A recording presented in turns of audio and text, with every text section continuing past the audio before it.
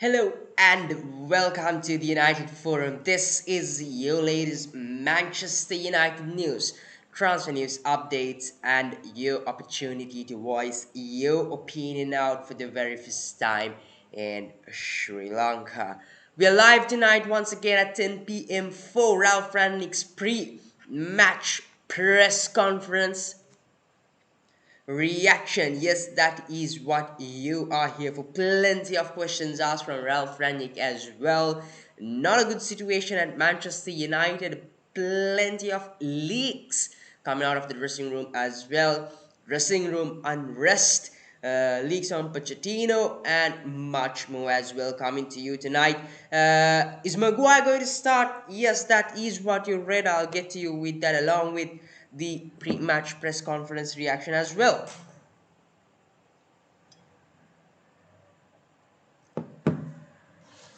Yes, last Sunday I couldn't host the show since I was actually not well, and therefore I couldn't host the show.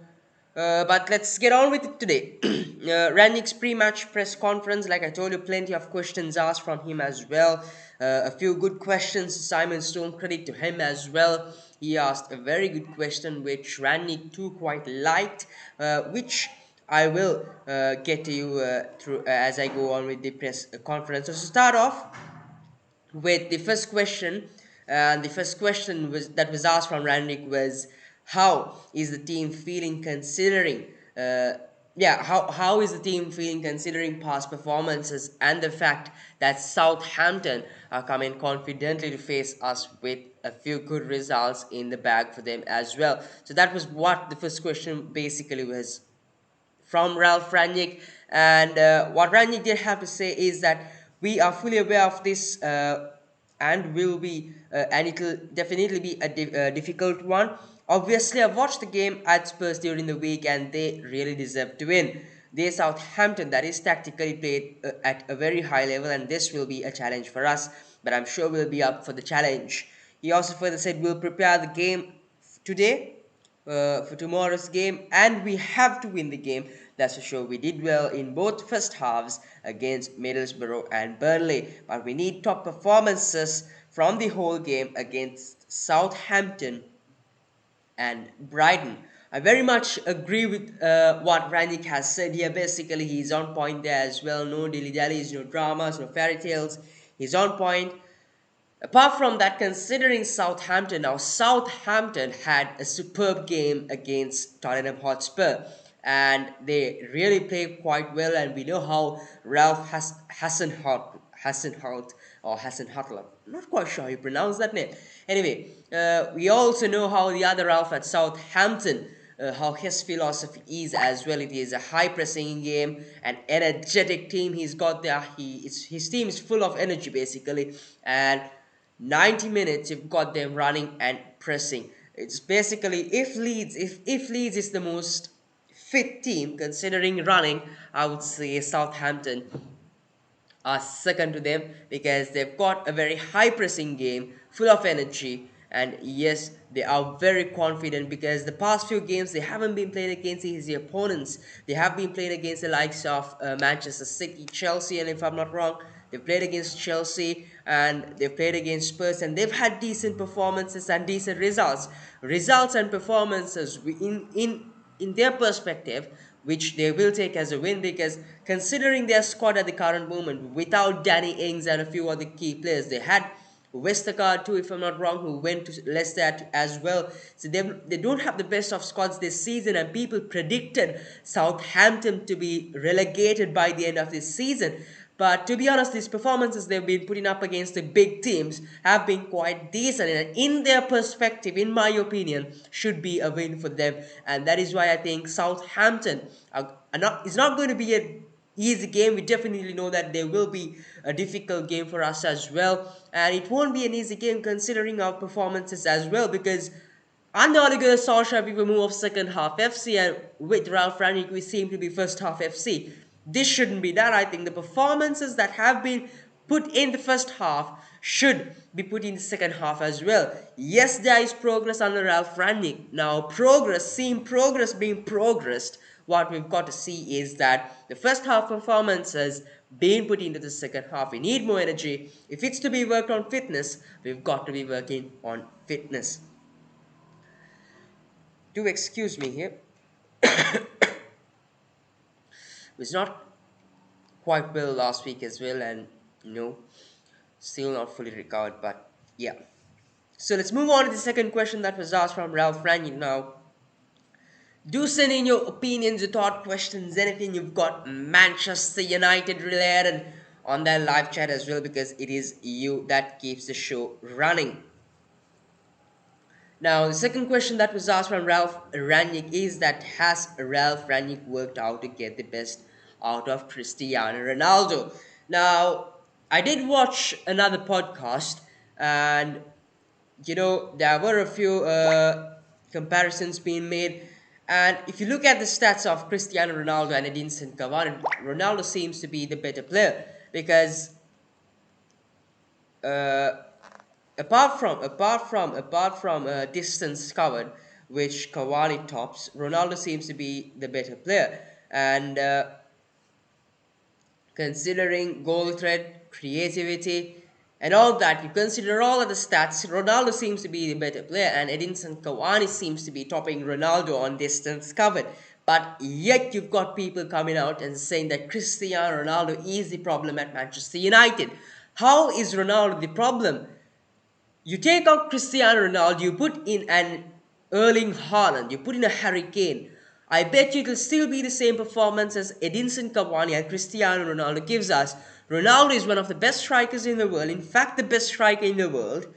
Edinson Cavani, in my opinion, had it not been for injuries, would be among the debates of Messi and Edinson Cavani as well, Messi and Cristiano Ronaldo, because he too is one of the best strikers in my opinion, in fact, personally, one of my favorites. Good in the air, his movement in the box is phenomenal, and he is a superb striker.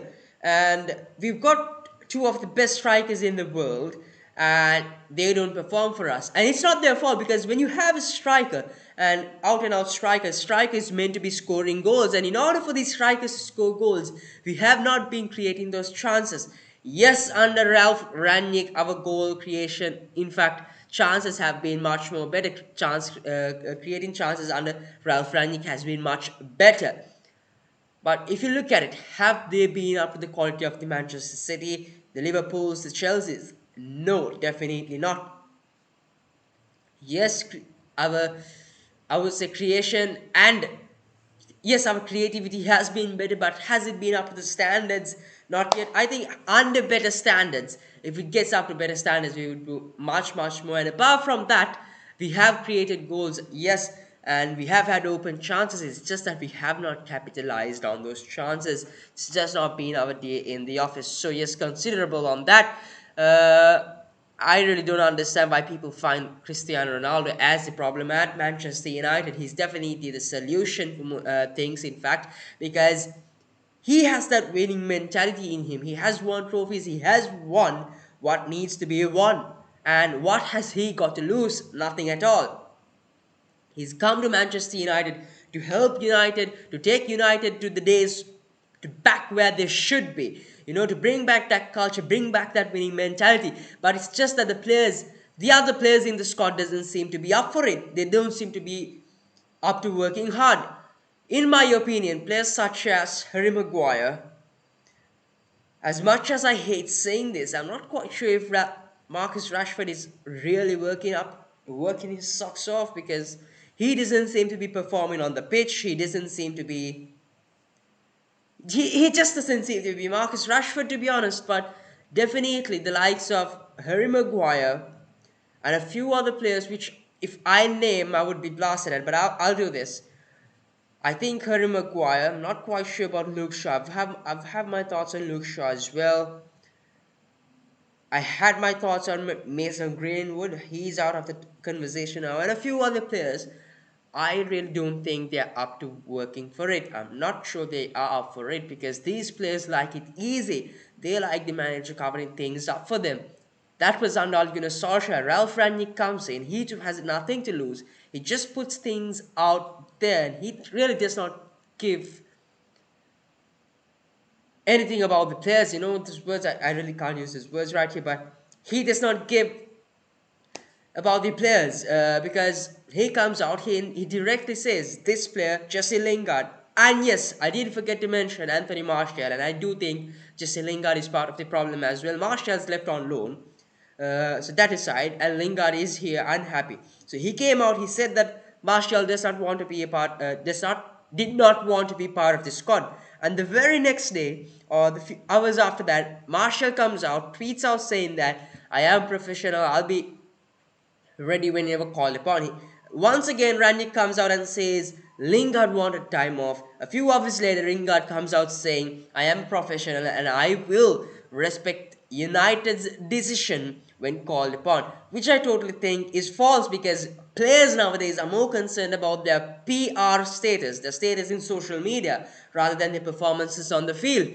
Because they know once Ralph Rangnick comes out the way he did and exposes them, that their reputation goes boom down. Fans are going to start questioning them and hating them, because if you are playing for Manchester United, you can't expect things to be easy. You can't be having time off.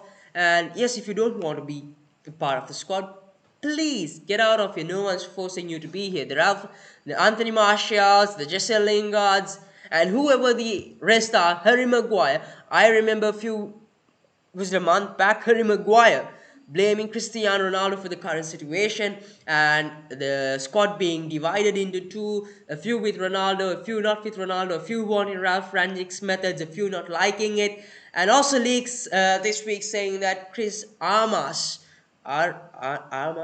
is that how you pronounce it? Armas, Armas, most probably. They've compared him to Ted Lasso, who is a fictional manager, as of what I did read. So, which is quite funny, because these players can't come out to the pitch, give out a Manchester United performance, and yet they make fun of their coach. Mate, you've got to make fun of yourself, not about the coach, because it's you that is being performing on the field, not the coaches. The coaches instruct you, they train you, they give everything they can, and the fans need you to perform no matter what's happening inside the training ground or inside Manchester United. We just want you to come out, put your heart out there and play with passion, and not a single player out there seems to be having passion in them. In fact, definitely the problem at Manchester United, starting off, I think, is the wage structure. We just blindly pay the money, so these players really don't care about performances, because all they've got to do is come out to train, come out on the field, run a few yards, show the fans that they are doing something, and get that wallet of theirs, a bank account of theirs filled up with money, and all they got to do is get out. So let's move on to the second question, and that was, has Ralph Rangnick worked out to get the best out of Cristiano Ronaldo? Now, what Rangnick has to say is Ronaldo should score more goals. It's obvious. I think we are creating enough chances and enough opportunities in the last couple of games, but we just did not score enough goals. But this is not only an issue with Cristiano, it's an issue with the other players. We don't score enough goals. If you bear in mind how many chances we create, and this is also something we need to get better in the next couple of weeks. He further added, at Burnley in 70 of those 90 minutes, it was very, very, very close to the game plan. We spoke before the game, and now it's about rewarding ourselves and also getting the results we should deserve. He further said that we should also stick to the game plan throughout the first half and the second half, instead of getting too excited on things and losing our minds off when we do concede a goal and lose shape. We should stick to shape. We should stick to game plan, is what Ralph Rangnick did have to say. Let's move on to the next question. We've got plenty of questions, and now this next question gives us a bit of a hint on a player who will be starting in that starting 11. And I'm not quite sure if you'll actually be happy about this if you are watching. I'm not quite sure if you'll be happy to hear this. I'm definitely not, so I predict Q2-1, and this is about Maguire's recent performances, was what Ralph Rangnick was asked on. What Rangnick did have to say is that, so basically the question that was asked on from Ralph Rangnick was, what do you think about Maguire's recent performances, and considering him being the Manchester United captain? And what Rannick did have to say is, I think he had an outstanding game against West Ham. We could have defended the transitional moment better at Burnley, but our rest defense was not really good. We should not have allowed the counter attack to happen. Harry Maguire was injured, come back, had a very good game against West Ham, and sure he can perform like that tomorrow. Now, I'm not quite sure if Harry Maguire actually had a good game against West Ham. Why people say Maguire performed well against West Ham was because he was so bad.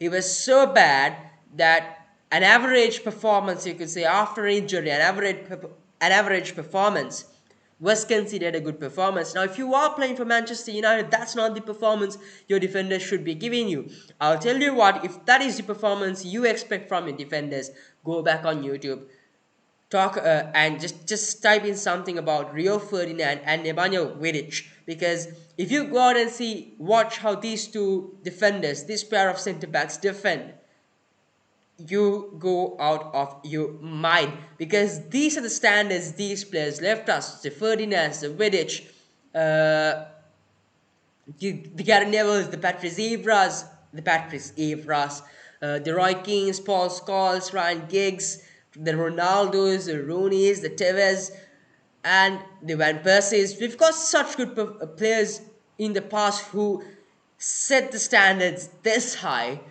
as you can see right above my screen, and now we've got players playing up to these standards and think that they are playing up to these standards. So that's how bad the situation is at Manchester United. We've got our captain, Manchester United's captain, who can't run, who lets a defender who's almost 30 in, if I'm not wrong, he is 30, Rodriguez at Burnley.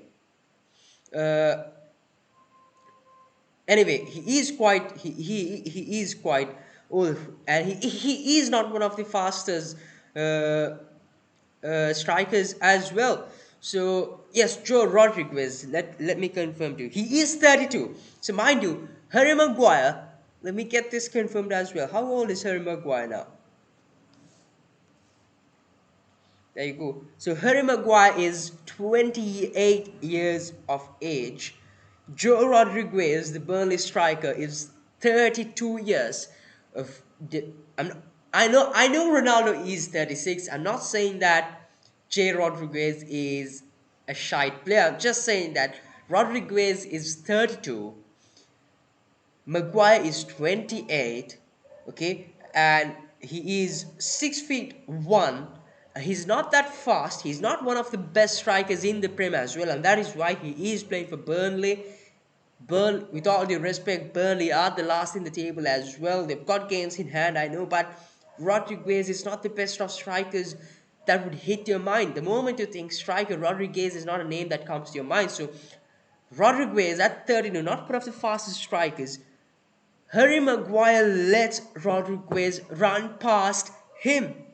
The Manchester United captain allowing an opponent striker who is of 32 years age, who is not the best strikers with all due respect, run past him, and you call yourself the Manchester United captain, and right before that you talk and come out and talk badmouth Cristiano Ronaldo.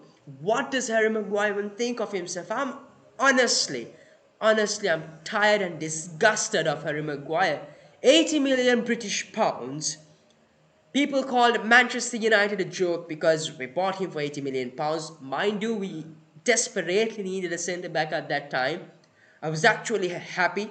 I thought people were talking way too much in saying that he was a bad transfer, because I thought he was playing decently for England and Leicester City at that time, and I actually expected those performances at Manchester United. He comes in, people call him a joke. I was patient. I was like, we'll give him time. It's Manchester United. Decent first season. Our defense was much better. He's been given the captain armband, and since then he has been a disgrace to that badge on his chest, because that's not how a Manchester United captain should be playing.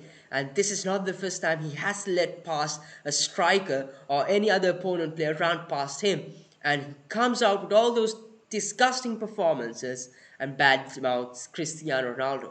What has Harry Maguire done to Manchester United in order to criticize Cristiano Ronaldo? You look at what Ronaldo has done for United and what Maguire has done. They're a class apart. What right does Maguire have to do? And to be honest, he doesn't deserve to wear that shirt at the moment. He doesn't deserve to wear the jersey with that Manchester United badge on his chest. He doesn't deserve that captain's armband. Neither does he deserve to wear that jersey, and neither does he deserve to be in that starting 11. That's how bad the situation is for Manchester United. Victor Lindelof is definitely the better defender comparing to Harry Maguire and himself this season. Definitely Lindelof is a better defender. Definitely Eric Bailey is a better defender. But keep seeing Harry Maguire being picked. Now, why Lindelof was dropped was because there was a theft at his house while he was playing for Manchester United. So he had to spend time with his family to make sure his family was safe. So definitely his family matters more than Manchester United. At the end of the day, I think it's common with all players. But the fact that he is not getting to play the next match, I'll tell you why he's not getting to play, because Ralph Rangnick somewhat dropped a hint out saying that Maguire will be starting the next game. Maguire doesn't deserve to be starting the game. Now the question is, does Ralph Rangnick actually pick the starting 11? Because if he does pick the starting 11, I'm sure he won't pick Harry Maguire. I think he should be stripped off captaincy and he shouldn't be picked in that starting 11. And I'm actually clueless, and I really don't know why Harry Maguire keeps being picked in that starting level. It should be Victor Lindelof for me. I'm not going to talk about Harry Maguire anymore. Anyway, to quote to what Ranić did have to say is, I think he had an outstanding game against West Ham. Yes, I did. I did give you the quotes as well, man. I'm sorry about that. Losing it on Harry Maguire. To be honest, disgusted by Harry Maguire at the moment. Manchester United captain letting pass a 32-year-old striker. Ah, man, the days. I miss the days. And let's move on to the next question. The next question was about more of the reports that have been leaked out in the past few weeks on Manchester United about Chris Armas as well, about the players not liking Ralph Rangnick's training methods as well, about his 11v11 training sessions in the training grounds as well, about the players wanting more individual skills and blah blah blah. You know, these bunch of kids we've got at Manchester United complaining about things that adults should be doing. So yes, Randy did give his opinion on that as well, and he did have to say. I'll quote you some, just a small quote on what he had to say. Is nothing, to be honest. I haven't read any newspapers or read those articles. He further elaborated on the 11v11s as well and what really happens on the training ground, which I'll not quote you, which I think is quite not necessary. So let's move on to the next question, and that was, how can Ralph get performances in the second half? How Ralph Rangnick can get performances in the second half is basically what the question was from Ralph Rangnick. And what he did have to say is, to start with, it is important the players realize a good development in the last weeks. They realize we control the game, but when we concede a goal, we should stick to the game plan. And like I told you a few moments back as well, this was the most harmful part. We didn't stick to game plan. This is what we spoke about yesterday. We have to do better. Yes, under Ralph Rangnick, there is definitely progress. Now, to be progress in the progress, what we've got to do is those first half performances, we've got to be putting them into the second half is what we've got to do. We've got to capitalize on the first half performances, use that confidence, use that momentum, and continue that in the second half. And yet, definitely not panic, but stick to the game plan. So let's move on to the next question that was asked from Ralph Rangnick. Let's skip past. Let's get to the questions real fast. How, in fact, is Ralph Rangnick surprised in how long it has taken to adapt to his style and methods? Was the question that was asked from Ralph Rangnick. Now, before Rangnick did come to Manchester United, why most people were excited about it was because, yes, we heard of him as the master of modern football, that is the football the Thomas Tuchel kind of plays, the Jurgen Klopp's play, the judge and pressing football. the master of it, who started it all. And he also did speak on Ralph Hasenholt, who's at Southampton, uh, and how now. In fact, to get back to where I was, why we were excited on why Ralph, when Ralph was coming to United, was of because of what he was known for, the master of judging pressing football, modern football, and we were excited because we were finally going to see United play. I wouldn't say like Liverpool, but football, the brand of football, which would have been as good as the brand of football the Liverpools, the Chelseas, and the Manchester Cities play. As much as I hate to say it, because that's how bad a brand of football we've been playing the past few years as well. Under Ole Gunnar Solskjaer, Louis Van Gaal, Jose Mourinho, and all the other managers as well.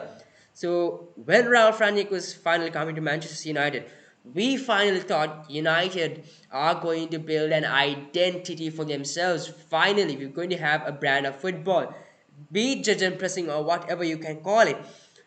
But since Ralph Rangnick came, Crystal Palace was the first game he did manage, and the first 30 minutes seemed to be superb. And I was like, okay, this is the first game, so the pressing was there only for the first 30 minutes. And we are definitely going to see a transformation in this Manchester United squad, and we are definitely going to be up there for once. But things did turn around. We had to switch and change, chop and cut a lot of things, and definitely it is taking longer than expected to change things around.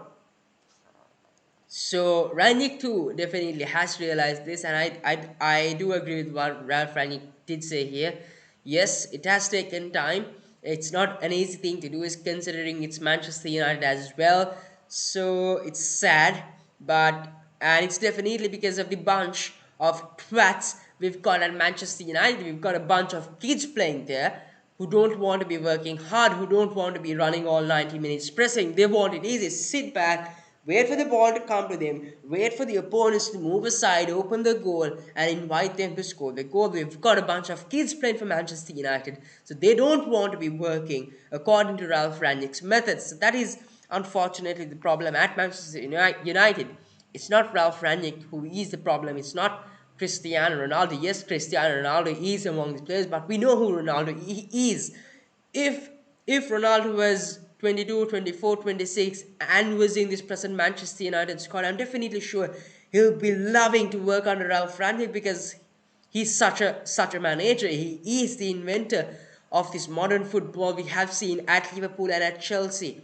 And I'm sure if Ralph Hasenhall does get a better team, we'll see that as well. We do see it at Southampton, what he can do with a budget very low as well. So the problem at Manchester United is not what we think it is. It is actually a group of players who are not willing to work as hard as the Ronaldos, Rafael Varanes.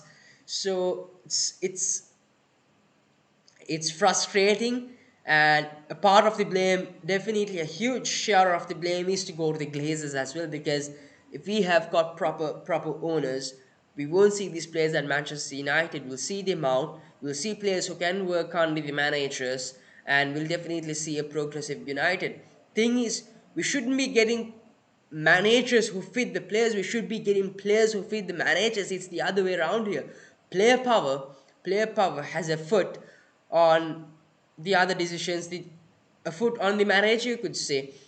And the manager is not being able to make the decisions and do things the way he wants, because what now, you look at it this way, an owner of a company, let's say I am the owner of, let's just take a company, an owner of the company would want things to go his way. He would want his company to work things the way he wants and not the employers. It's the other way around at Manchester United. We've got a manager, we've got a group of players. The group of players should be working the way the manager wants them to work, but it's the other way around. The manager should be working the way the players want them. The players want it easy and nice. They want the goal to be open. They want all 11 opponents to be on the side, invite them to score the goal and make it easy for them. They don't want to be working hard, and that is the problem at Manchester United. We've not we talk about the Ryan Giggs, we talk about the Paul Scholes, the Roy Keanes, we can talk about whoever we want to, the Eric Cantonas, whoever we want to, all the legends that have been at Manchester United. These legends, we call them legends, they became legends because they worked according to the people they had in charge. They worked according to how Alex Ferguson wanted them to work. At the end of the day, it does not matter who the manager is. The credit goes to the players because I know, I know that Sir Alex Ferguson is one of the best players, one of the best managers in the world, and he did wonders at Manchester United. But most of the credit goes to the players, the wonders the players did, how good the players defended, how good our strikers were, how good our wingers were, how good the goals were, the quality of play, how the quality of players is what we talk about more than Sir Alex Ferguson. Because this is what Sir Alex Ferguson got out of them. But in order to get something out of these players, be it Ralph Rangnick, be it Eric Ten Hag, be it Pep Guardiola, be it Jurgen Klopp, these players don't want to be working hard. These players wanted the food to be carried and fed to their mouth as well. They want to be taken to the pond to drink water, and they also want the water to be fed to them. You can take the horse to the water, but you can't feed the water to the horse. But these players want it the other way around, and that is why we aren't seeing progress at Manchester United. And that is clearly the problem at Manchester United, which is frustrating and which is saddening to us as Manchester United fans. But it is what it is, and we really can't change anything because we are fans of Manchester United. And at the end of the day, we only have a certain limit to what we can do and what we can say. At the end of the day, it's about the Glazers, the owners, and it's about the players changing themselves. As long as we don't get competent people up the stairs, we aren't going to see change in Manchester United. People talk about, since Jose Mourinho, we've been saying the next 3 years are going to be crucial for Manchester United. When Ole Gunnar Solskjaer came, the next 3 years are going to be crucial for Manchester United. And recently, I did see Rooney come out and tell as well, the next 3 years are going to be crucial for Manchester United. Are we going to go on and say that the next 3 years are always going to be crucial for Manchester United under each and every manager? Are we not going to progress? Are we not going to reach that third year? Are we always going to go back to square one? And as long as we have these incompetent people up the stairs, we are never going to reach that third year people keep talking about. And it's disappointing. And there's, like I told you, there is a limit to what we as fans, what I as a fan, what you as a fan could say, which is disappointing, which is frustrating, because it is not the Manchester United we want to see. Because the club is definitely going to outlive us. And before we do leave this world, we want to see success at the club. It's sad, but yeah, we have to accept it. And I hope and pray these Glazers get out of this club as fast as they could if we are to see success at Manchester United. Let's move on to the next question. So the next question that was asked from Ralph Rangnick is about the set piece issues, about Manchester United not scoring them and also conceding goals in set pieces. But Ralph Rangnick did have to say was quite short and sweet as well. We haven't conceded that many from set pieces in the last 10 weeks. I thought we had scored from one versus Burnley. We are working on that. And the final question of the day, what Ralph Rangnick was asked. Now, this was the question of the day for me. This was asked from Simon Stone, so all credit to him as well. What Simon Stone did, basically, to sum up what he told was, we talk about progress. You've got the squad you've got, and we talk about progress. There has been progress under you, but it is not really progress, is what Simon Stone did say to sum that up. But he did decorate it and put it out in a way which would not be direct. And Ralph Rangnick too did understand that, and what he did have to say is, yes, I know where you are getting to, and I like the way you put that into words as well. It was somewhat what Ralph Rangnick did have to say. And Rangnick's reply to this is, I can only tell you what I have experienced in the last weeks. I would even say they were good had we won at Burnley. It is about improving terms of performances and results. The team has developed, even the players realize themselves how much they have improved, especially in the control of the game. And what Ralph Rangnick means, I can only tell you what I have experienced in the last weeks, is about the 10 weeks, 10 to 12 weeks he has been here. Because it's only about a month or two since Ralph Rangnick has been here, and definitely since he has been here, comparing to Ole Gunnar Solskjaer's bad run of form, comparing to that, the few weeks Ralph Rangnick has from the time he took that squad from where it is to where it is now, there is definitely improvement, because there was dressing room unrest under Solskjaer, there is dressing room unrest yet under Rangnick as well, and considering all these obstacles he has to get through, there is definitely improvement, and definitely it is progress. Immense Nabi says, I am the only way. Yes, thanks a lot, mates. A lot of sending loads of love to you. Do keep coming and tuning in as well. Be it one viewer, be it two, each and every view really matters. So do stay tuned. And if you want, you can do give us a subscribe, smash a like on that video, and do share this video as well. And that's pretty much it from the pre-match press conference, a bit of team news, and only one thing yet to say as well, that is that Alex Telles has resumed training, but he is likely not to start, and Maguire is likely to be starting, like Ralph Rangnick did say as well. He did say he will have a better performance when he plays against Southampton, is what Ralph Rangnick did say. So that is a hint that Harry Maguire is starting. And to get on with predictions, predicted starting 11 for me, in my point of view, and my predicted scores as well. Or do send in your predictions on the live chat or on the comment section as well. And to start off, my predicted 11 to you, as you can see, is on screen. Let me read that out to you as well. So there with Dahi in goal, I've gone with Luke Shaw, since Alex Telles just resumed training a few days back and is not up to match fitness, you could say. I've got Rafael Varane. Yes, he is the spine of that defense as well. He is vital there. I've got Harry Maguire just because Ralph Rangnick said he will start against Southampton. Diogo Dalot definitely starts at right back. Scott McTominay is who I have gone for as well, since he has been that consistent number 6 for us. And I've gone with Paul Pogba and not Fred, considering I think Paul Pogba will start, since we need the creativity as well. And I've got Bruno Fernandes. It is a debate there, Paul Pogba and Fred, because Southampton are going to be pressing, and I think Rangnick will go with Paul Pogba, because we know how Southampton do press as well. They are a team that has a high press, and considering Fred's first touch, and considering his control being not very good when he is being pressed, I would go with Paul Pogba. And I've gone with Bruno Fernandes as usual. Definitely we need him there as well. I've opted for Anthony Elanga over Marcus Rashford, because in my point of view, Marcus Rashford has been in terrible form and doesn't deserve to be starting. And that is why I've gone with Anthony Elanga, because I definitely think he can do a better job of starting rather than Marcus Rashford.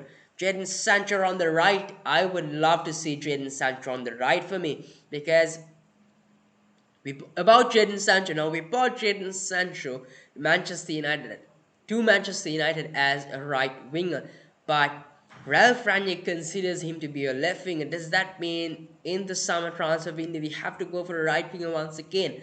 I would prefer to play Jadon Sancho on the right, because I think when we have Marcus Rashford on the left and Luke Shaw playing as left back, that chemistry between Rashford and Shaw is quite good. We saw what it could do as well last game, and that is why I would play Rashford on the left if you are starting him. And I want Jadon Sancho to make that chemistry with Diogo Dalot, because we did see that when Rashford starts on the right, even when Dalot makes that overlapping runs, Rashford doesn't seem to be making use of that. But we do see that with Luke Shaw when he plays on the left.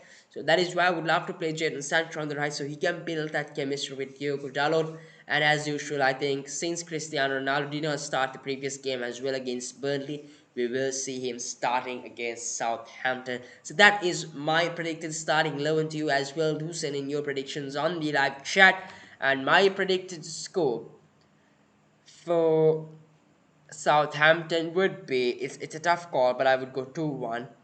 I don't think we'll have a clean sheet, because if we are starting Harry Maguire, we definitely won't have a clean sheet. I'm going to be harsh on that, and I think we'll have a slightly better second half performance for the fans' sake, please, and get that second goal going as well. So that is it pretty much it from tonight's show, folks. I hope you've enjoyed this show. We were live tonight at 10 p.m. for the Ralph Rangnick's pre-match press conference reaction. That's pretty much it for tonight, and I'll be back next Sunday. In fact, on Sunday, the coming Sunday at 10 p.m. for the player ratings and match reaction. So until I see you on Sunday at 10 p.m., have a good night and a blessed weekend. This is the United Forum.